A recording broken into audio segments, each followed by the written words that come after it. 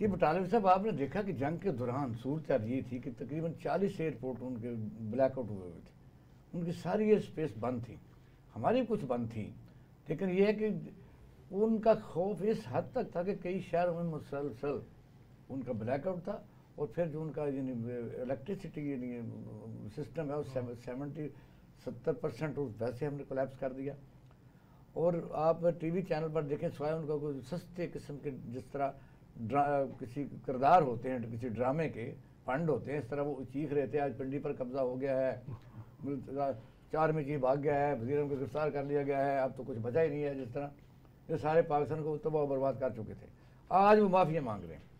Actually जंग का इस वक्त सारा जो मंजर आपके सामने रहा है, इसमें कौन सी उनकी प्लानिंग में कहाँ नुक्स और हमारी प्लानिंग कहाँ बेहतरीन थी?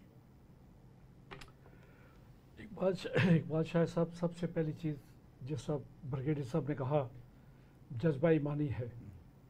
हमें मौत का कोई खौफ नहीं, और हमारा खुदा जिंदा सलामत है, हय्यो कय्यूम है। उनका जिसे वो खुदा मानते हैं, अपनी मिट्टी से खुद गूंथते हैं, उसे आग में जलाते हैं और उसके बाद उसको तराश खराश करके अलमारी में सजा देते हैं कि ये हमारा राम है, देवता है हमारा। तो जिनका ईमान इस तरह का हो, जो भी है, उन्होंने जब प्लानिंग की कि पाकिस्तान मुआशी तौर पर नीचे है, पॉलिटिकल इंस्टेबिलिटी है, बलोचिस्तान ये, उनका तो यही था ना जो उन्होंने कैलकुलेट किया हुआ था, बिल्कुल यही था। और पाकिस्तान कौम इकट्ठी हो गई। असल में एक चीज़ मिसिंग लिंक जिसे कहते हैं, वो मिसिंग लिंक है। हम लोग भूल जाते हैं कि ये जो मनहूस शक्ल वाला जिसका नाम मोदी है, वो 8 साल की उम्र में आरएसएस में शामिल हुआ था।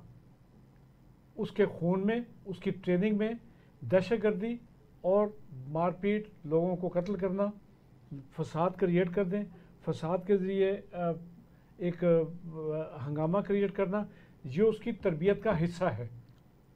और जब से वो उसका माइंड सेट बन गया हुआ है, जब से वो वज़ीर-ए-आज़म बना था, उसको मौका नहीं मिल रहा था। उससे फिर ये साजिश की, पहलगाम वाक़े की। पहलगाम में जैसा आपने भी कहा, 10 मिनट बाद FIR कहाँ से दर्ज होती है, और अगर 10 मिनट बाद उसको उन लोगों को तो तलाश नहीं कर सकी। इंडियन मीडिया भी सवाल करता था कि जो मैं ये कह रहा था कि उनका पीछा क्यों नहीं किया, वो तलाश क्यों नहीं किए गए। इतनी बड़ी फौज, इतना बड़ा उनका सेटअप सारा, वो मुजरम कहाँ गए इनके। तो ये उनकी अपनी साजिश थी। ये जो भी है, अब देखिए उन्होंने हमला किया, उन्होंने सबसे पहले ये जवाज करी इसराइल की तरह, इसराइल के यानी जो साख्ता थे, आपने देखा कि ड्रोन पाकिस्तान में उड़ रहे हैं, लोगों का ख्याल ये था कि ये कैमराग्राफी कर रहे हैं, पीछे फीडबैक दे रहे हैं। और ये भी इत्तेफाक है कि जहाँ जहाँ कोई इंस्टॉलेशन थी या फौजी हेडक्वार्टर थे या तो वहाँ गए हैं वो।